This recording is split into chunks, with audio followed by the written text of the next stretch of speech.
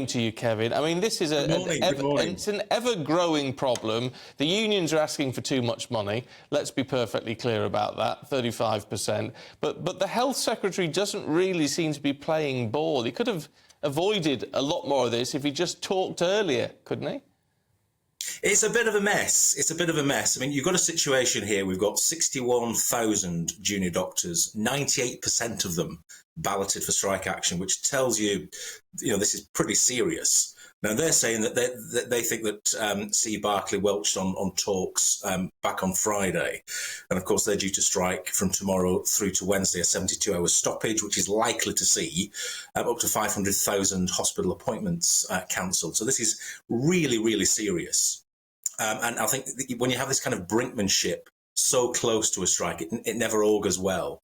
Now, I mean, we'll see what happens through tomorrow and whether there's any more movement. Steve Barclay, as you said at the top of the programme, is saying to junior doctors to examine their consciences, which I suspect they will say back to him, well, we're examining our pay packets as well, and we've suffered a pay cut of a quarter since 2008. So some of this gripe, some of this issue, some of this demand goes way back. The BMA saying that junior doctors have been on a kind of hiding to nothing for quite some time, and of course with inflation where it is and the cost of living as it is, it's hitting them very hard. And they're saying that some of their members are on as little as £14 an hour. So they're in the trenches on this one. So whether Steve Barclay is going to move or not, I think we'll find out in the next 24 hours. The 25% pay cut since 2008, I mean, they have mooted that. Can I just raise and get your personal opinion on that? Because I was talking to a consultant only a couple of weeks ago who said he's infuriated by that claim, because he said in 2008, 99% of junior doctors will still have been in school. So that doesn't apply to them. It might be what's happened to the profession over that period of time, but it's not that these people who are junior doctors have had a 25% pay cut. They just haven't. Absolutely, no. That's a fair point. The sector, the junior doctors collective, they're not the ones necessarily individually that are going to be on strike over the next two or three days. But I mean, what it does is indicate that this has been kind of going wrong for some time.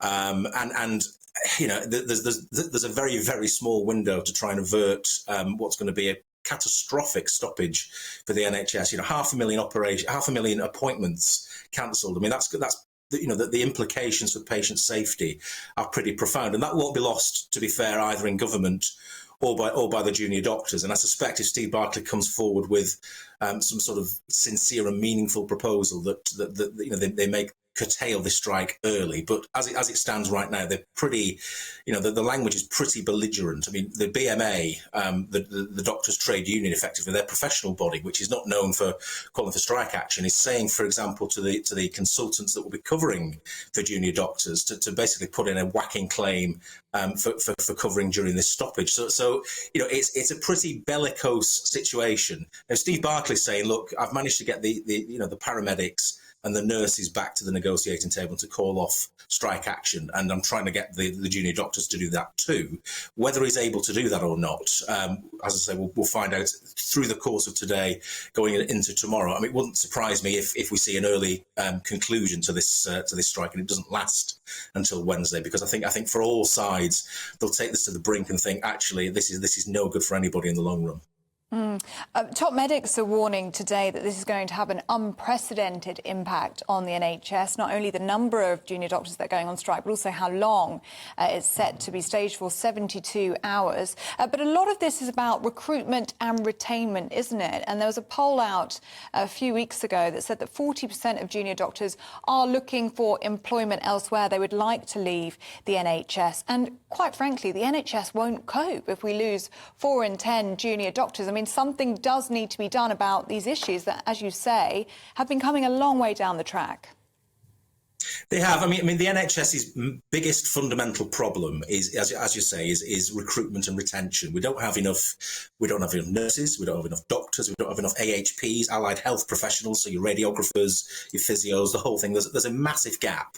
We went into COVID with a gap of about 120,000 people in the NHS, and it's still pretty much like that. And this is a problem that's gone on for decades, where what we've done very often is, rather than invest in recruiting people in Britain to work in the NHS, we've often, frankly, robbed developing countries of their healthcare workers and brought them into Britain and brought them into the NHS. And even doing that, we've still got this massive gap. So in a sense, one of the easiest problems and the most difficult problems are the same thing. If you can fit out the NHS in terms of its capacity properly over a sustained period, then a lot of the problems that we see with the NHS would melt away. And it's not a case of saying, well, we're actually saving money by not having these positions in place. What we tend to have is lots of people in the NHS working extra shifts and all the rest of it, often for inflated amounts of money. Whereas if we recruited properly on a sustained basis, we would fix all of these problems. I mean, the amount of energy that goes into recruitment and managing a very difficult situation with staff absences. I mean, NHS managers behind the scenes spend literally every day robbing Peter to pay Paul, and it's as I say, it's gone on for absolutely years. And the only way of really fixing this is to be able to produce a pipeline of jobs, a pipeline of workers coming through from universities and from colleges into the NHS from our own people. I mean, that's the sensible thing to do, which is what other healthcare systems around the world manage to do. And we never seem to manage to do that. A sensible solution, Kevin. That'll never get anywhere in politics, will it? It'll never get anywhere, that will it? No.